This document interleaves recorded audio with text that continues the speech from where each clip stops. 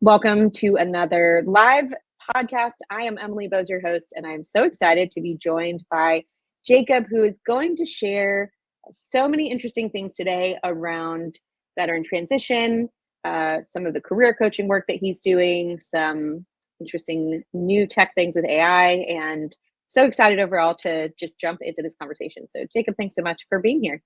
Hey, thank you for having me, Emily. Absolutely. Well, let's jump right in. I know that you have helped many veterans navigate this really tricky space of transition from the military into the civilian sector. And I feel like for most veterans, there's just this huge what's next question mark after military service. And there's so much that goes into that. So, what do you think it is that makes that not only that work transition, but that whole identity shift after the military so challenging? And how have you been able to help veterans find that next mission and uncover their passion? Yeah, oh, wonderful question. I think this is probably one of the most important parts to transition and understanding Mm, as well. I'll kind of give a brief story real quick about my own transition so it kind of makes sense to my answer here. But um, I was in the military, did just shy of 10 years, and re-enlisted in a combat zone. I was promotable. Life was on the up and up. Things were looking good. And I'm like, great, this is going to be, my career, 20-year plus mm, career. That's the goal, for most of us that join.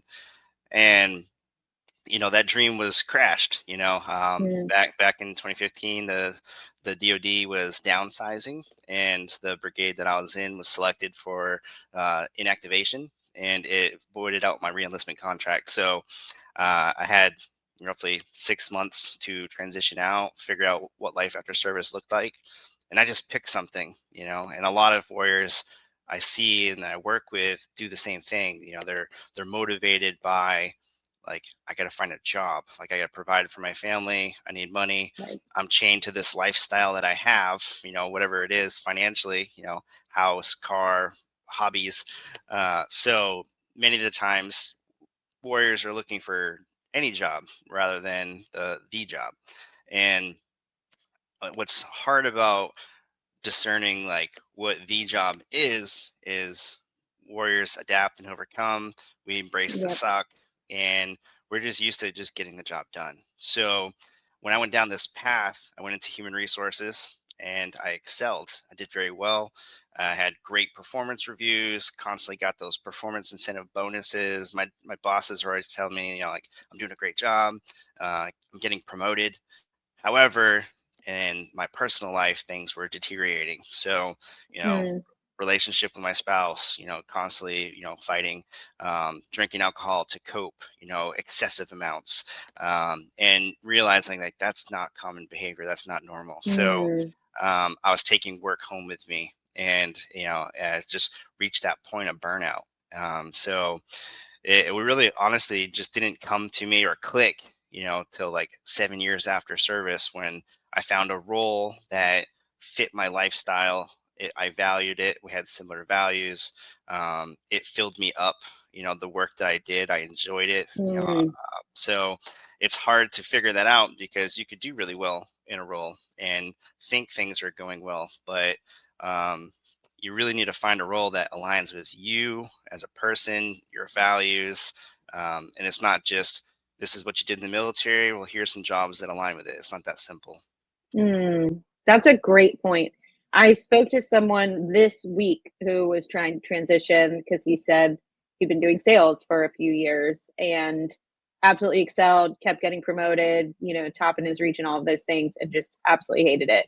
So it's such an interesting point that, just because you have a job and just because you're doing really well in it doesn't mean that that's the career that you should be pursuing or the thing that's going to be the most fulfilling to you.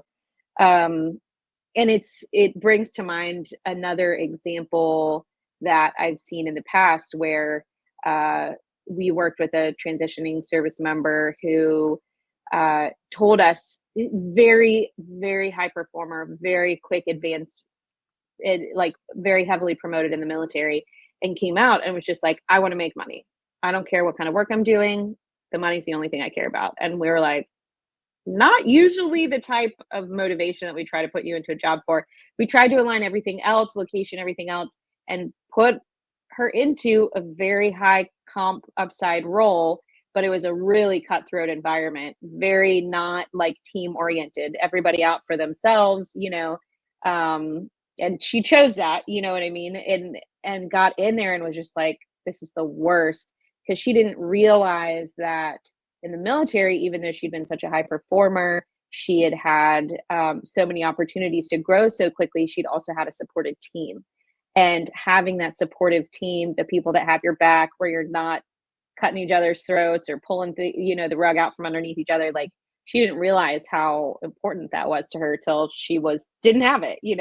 And I feel like that's something that you see from a lot of military members, and I don't know how you could do this differently, and I'd be curious to hear your thought, because I feel like there's so much that's built into the military, so much shared vision, shared mission, camaraderie, so many of those different things, and you don't know what you don't know. So till you get out on the other side and you don't have those things, it's hard to know that you'll miss them. How do you help people kind of bridge that gap and recognize, like, okay, these are, especially for someone who's still in, it's obviously a little different for a veteran who's been out, but these are the things that you have around you that you need to realize are there that you're not necessarily going to have when you come out, or just the structured growth path. That's something I feel like a lot of veterans, or transitioning military, don't realize is very hard to find on the civilian side. Is like, in the military, you always know what you need to do next to get promoted. You can pretty much always be working your way on that path, and you come out on this side and that is not always available. So I just threw a lot at you, but curious to hear your thoughts on, like, how do you help someone who's in the midst of that transition kind of recognize what things they have and might value in their current situation that they probably take for granted or don't even realize are there? Oh man, yeah, that is a It's lot, but tough. that's reality. Yeah. And something to before I answer that, I mean, because you hit a couple of these points, but I don't know that it was really driven home. But the military creates structured purpose. I mean, you mentioned it. They give you a clear mission. You have a defined role. You have immediate community, and Right. like even when you join and you go through basic training and AIT, and you get to your unit. Um, you're constantly just going through I will and I am statements thousands and thousands and thousands of times. I Mm, mean, like psychological transformation. So you get that ingrained into you and it becomes an identity. And the military does really good at taking a civilian and turning them into a war fighter. And like, this is who you are and this is what you do for the next however long. But when you transition out of service, like that same process doesn't occur. There's no like reverse engineering what they did right. to you. It's kind of like, all right, here's a resume template, here's a couple things, and good luck. Right. And it's unfortunate. So Yeah.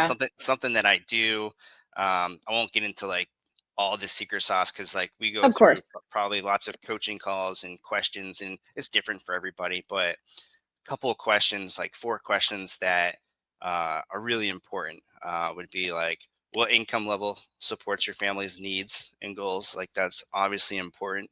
You don't want to automatically jump into a career that's like fulfilling and you love if it doesn't balance take care of you financially, right? A lot of warriors want to continue to serve, and that might look like Mm, not nonprofit work, and you're probably not going to get rich going there. So but it might be fulfilling, so you got to figure out right. like what you need. A financial foundation basically to start, like that should be number one. um, Geographic location, like where are you going to be like moving Hmm. to or living. I know for like a lot of military members, like myself included, like I moved a lot. uh, so like that final like location like was my wife's choice, like, hey, pick where you want to live forever, like this is your choice now. And that I laid it in my wife's hands basically. Yeah. um, and then you got to figure out like what feels good for you. Like what are you Mm, both good at, but also enjoy doing? Because you can enjoy doing stuff that you're not good at, like say like pro baseball, right? Maybe you really love baseball, but you might not quite be good enough for pro. Right. So like the two have to align there. Um, but you got to figure out like what opportunities, maximize your strengths. So many people just like get a job because like they do like in the military, like when you're exiting, you got like MOS translators, like, hey, put you in what you did in the military and we'll spit out roles that you did. Right. Or there's like all those tools out there, but it's like that might not be for everybody. Most people, Yep. actually don't want to do what they did in service. So Right. it's really a lot of like personal digging, figuring out like who they are outside of uniform and what they enjoy doing, what Mm, fills their cup. absolutely. No, those are some great examples. Oh my gosh, my boss is a former Navy SEAL, and we put his MOS in one of the skills translators, and it gave us, I think it was like 3,000 options. And it was everything from like respiratory therapist to security guard. I mean, it was like the most utterly unhelpful thing I've ever seen. It was just crazy broad, and I could see how things like that can just contribute to the overwhelm for someone that's trying to be like, I have no idea what I want to do. Maybe this will help me. And it's like, no. Some of them I'm sure are helpful, but the one we looked at in particular was not.